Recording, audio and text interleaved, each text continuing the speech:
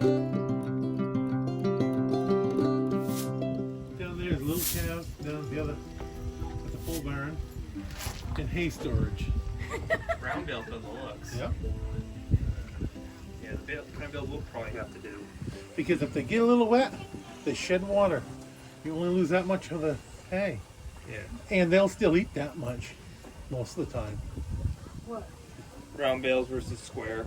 Oh. If the square bale gets wet, it's the entire bale is ruined. They have electric fence, don't they? Yes. I can hear it. Mm-hmm. So, anyhow, Mark went in the barn with a bunch of people, showing them the milk production and here it's done and all that. So they have a mix of cattle. No. They used to have no problem with ticks. You know why? Why? Because on a farm, if you're running electric fence, it all goes to the fence. Because after all, how do you get the sound? Tick, Tick, tick, tick.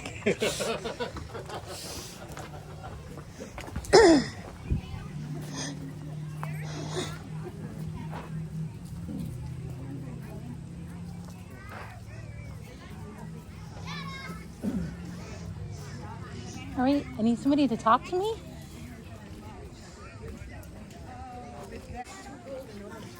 Where are we going? This way. Excuse me. It's not better than not today. What? Excuse me.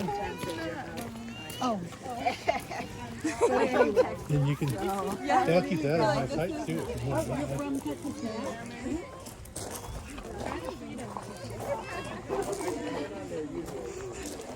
I didn't realize you were saying, use me. In other words, you said it good. The longer you let it set, the more moisture you have retained in that body of curd.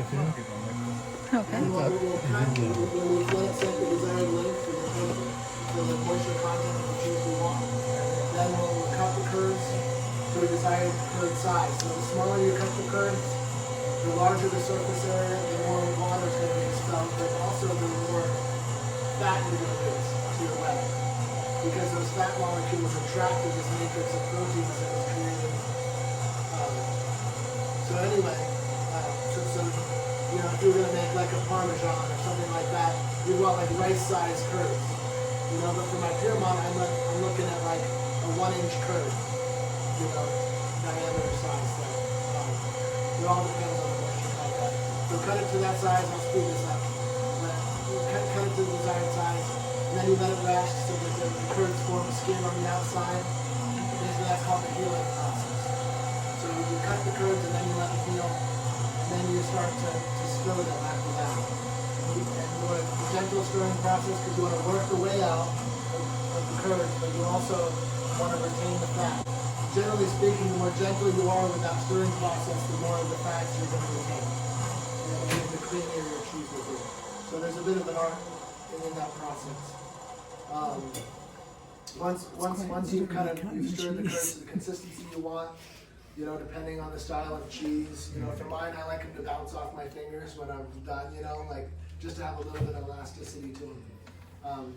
Then I'll hoop those in a mold, and I don't know if I have any molds in here. No. And we'll put them on the presses here. So these presses kind of swing down. I'll have my molds under here, and then I've got weights, gallon jugs. So I start off with a lightweight, and I'll press them for an hour, and then I'll pull them off the presses, turn the wheels, and add more weight the next time. And then do the same thing over again, like 3 or 4 times, depending on the cheese. And then I'll end up with a finished product. You know, a wheel at the end, and then it'll go up to the cave. It'll go in the brine, and then we have a calculation. Height times the weight of the wheel, or weigh the wheel, equals the number of hours in the brine. And then halfway through, we'll turn the cheese in the brine, and then the brine is basically it's a salt water solution with you know, some calcium in there and stuff like that to create a nice hard rind on the outside of the cheese. Then when they come out of the brine, they go on ash planks because it's a really neutral wood. It doesn't impart flavor, but it helps to pull moisture from the cheese in the beginning, and then like it also regulates the humidity of the cheese room. So like if it starts to get dry, it'll actually put moisture back into the cheeses and keep them from cracking and drying out. So that the traditional method is planks. Some use ash, or some people use spruce planks for that job. And then when they're finished aging, depending on the style of cheese and what moisture content I created it to age at, it comes out and it's ready to go. So that's like that was like the 5-minute. Okay, so how long does it take to make the cheese? So you mean for the aging period? Oh, Well, the whole thing. Start to Okay, finish. yeah.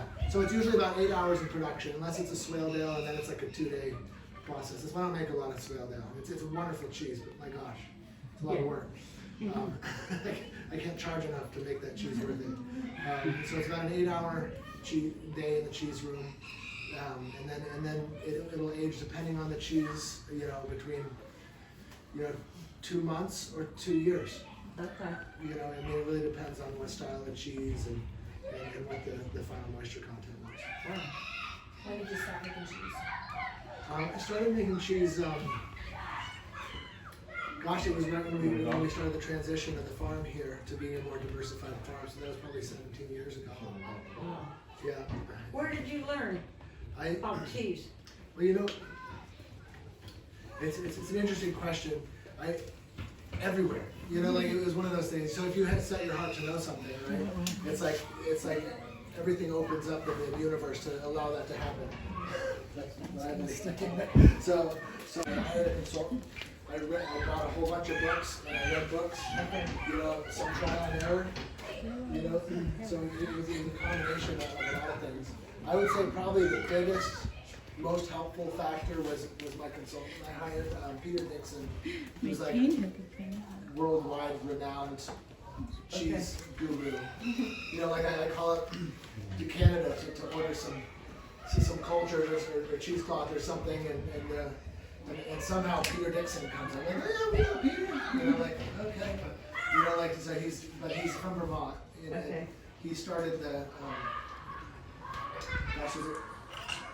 what was that really good sheep cheese they make in Vermont over there? Is Vermont Shepherd Cheese Company. You're familiar with them? I think they're the co-ops and stuff. He makes a really nice sheep cheese. He's a good cheese maker. So he taught me a lot. Okay. And this is the milk? Is this all of your milk or milk that you use for cheese? The milk we use for cheese is usually, it comes straight out of the pipe warm. So it's Okay. never cool. Okay, so this is a refrigerator. Yeah, so this is a refrigerated tank for a bottle of milk. Yeah. Okay. How All many right. gallons of milk goes into it? So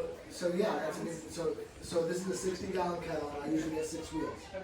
So about 6-8 pound wheels is what I get out of the batch. Are you gonna make any cheese from your goats? I don't think so. Yeah. No, well, first off, I only bought male goats. Oh, there you go. Somebody had told me don't get female goats because they come in heat every month, and for a week out of every month they'll just do nothing but. Oh, And I was okay. like, I don't want to hear that. So I'm getting males, but they still cry all the time. I think they're just so spoiled. Like they just want attention. You're like, okay, I gave you grain, you got all the food you want. I want a female. You got water, yeah. They want a female. Is there just the 2 of them? No, there's 6. Oh, okay. So there's 2 up. We brought 2 up here for the petting museum, Okay, yeah. But the rest of them are out in pasture working. What breed are they? Good question. My wife knows that. I think they're crosses of various sorts. There's some Alpine in there, and some Nubian, and some Saanen, I think. Okay. Do you know goats? No. I Grew up with them? Oh, They spoil those goats. okay. All right. Yeah, they're very sweet. Thank you. Yeah, really appreciate it. Very well. How many gallons are you producing like average day? So right about now, so I kind of fixed the herd size to the right size to fill my kettle. So I'm getting 60 gallons again. Obviously, so with the lactation, they have a baby, and then their milk is kind of low to begin with, and then because it's early spring, right? So they're out on pasture, and then they hit pasture, and their milk spikes, and it goes up, and they have a big production as they're growing, and then as they get towards the later end of their lactation, it just starts to die. So this is kind of they're just starting to die a little bit right now, but it's like so that's good. That's 60 gallons. So what will happen is eventually, in November or something like that, I'll be filling the cattle. I'll take 2 days. So we'll milk the cows a day. It'll go in the tank. It'll get cooled, and then we'll fill the kettle with the next day's milk, and then we'll draw the rest out and just heat it up to be able to get a full kettle. So cheese is like the primary dairy focus and milk is like second? No, the milk is primary, I would say. So, but we only bottle it 3 days a week. Okay, I see. And so as long as I have enough milk to fill my milk orders, I'll make the decision on that point as to whether I'll have enough milk to make cheese. And it's always changing week to week. So it's not, but my cheesemakers need to be flexible. Because if the milk really starts selling and we need to keep in the store, the raw milk has priority. And then if we have enough, then we'll make cheese. Yeah.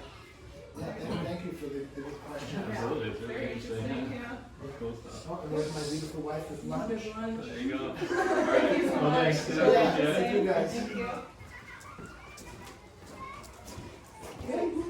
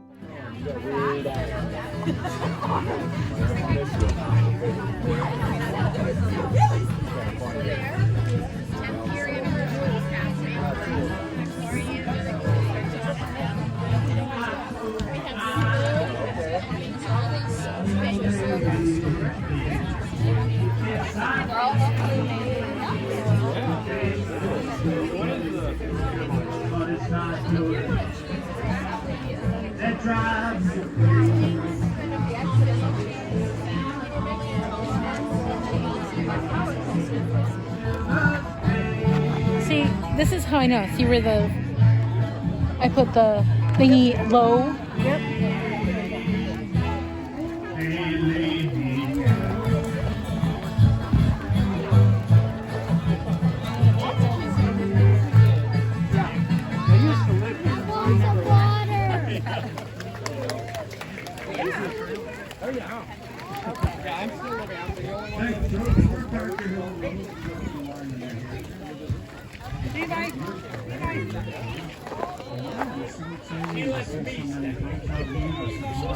The Robbie family, and so that's the coming out. They can have a great day. We play bluegrass music, and we play rock bluegrass music. They also play country for bluegrass music. And this next song is a truck driver song that Dave Dudley did back in the 60s.